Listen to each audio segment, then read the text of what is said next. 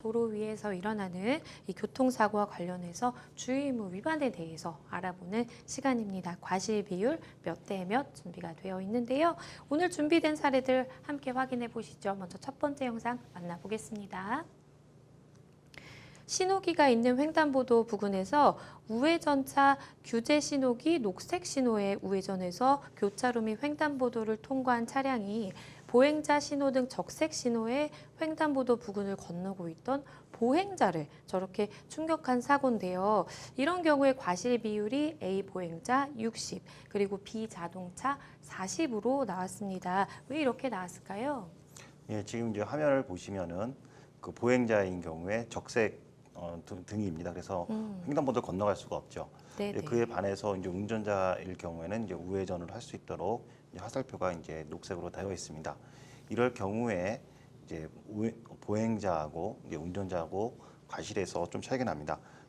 보행자 같은 경우에는 적색 뿔이 있었기 때문에 건너가지 말아야 되는데 건너가기 때문에 이 경우에는 운전자보다 과실 비율이 더 많습니다. 그래서 보행자의 경우에는 60%의 과실, 그 다음에 운전자의 같은 경우는 40%의 과실로 보통 이렇게 정해집니다.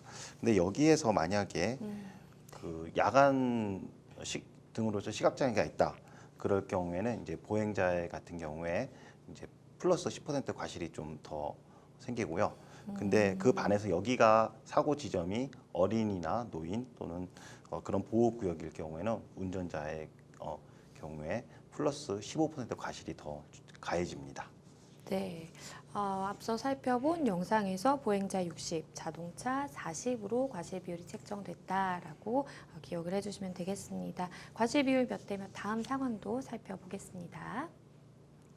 신호등이 없는 왕복 4차로 도로에서 횡단보도 10m 이내로 횡단한 A 보행자와 그리고 직진하고 있던 B 차량이 충돌한 사고인데요. 이런 경우에 과실 비율이 A 보행자 20 그리고 B 자동차 80으로 나왔습니다. 이런 경우에는 왜 그럴까요? 예, 이제 지금 화면에 보시면은 신호등이 없는 횡단보도입니다. 네. 그렇기 때문에 신호등이 없기 때문에 운전자나 그리고 보행자나 두 명 다 모두 안전하게 주의를 보면서 통행을 해야 됩니다. 그에 반해서 또 보행자는 지금 횡단보도가 아닌 횡단보도에서 벗어난 10m 이내 지역에서 지금 횡단했습니다. 이럴 경우에 한번 살펴보도록 하겠습니다. 지금 같은 경우에 아예 보행자에게 과실이 없다고 볼 수가 없습니다. 첫 번째는 이 지역이 지금 신호등이 없는 지역이기 때문에 보행자도 어느 정도 기초적으로 차량을 통행하는 걸 보고 지나가야 되죠. 그런 상태에서 그 점에서 10% 과실이 있는데 거기에서 바로 그 횡단보도가 아닌 10m 내에서 했기 때문에 또 플러스 10% 과실이 가해집니다. 그럴 경우에 지금 같은 경우에는 보행자 같은 경우 20% 과실, 그 다음에 운전자는 80% 과실, 그러니까 20대 80으로 가해지는데요. 근데 여기가 만약에 그 노인이나 장애인 보호 구역일 경우에는 운전자는 더 조심해야 되겠죠. 그래서 과실이 플러스 15%더 가해집니다. 그리고 만약에 여기가 어린이 보호 구역이다라고 할 경우에는 플러스 30% 가해지는데 지금 80%가 과실이 있기 때문에 100% 운전자에게 과실이 주어질 수 있습니다. 이제 그에 반해서 만약에 이 지역이 이때 당시가 야간이라서 좀 비도 많이 오고 그래서 좀 시야 확보가 어렵다.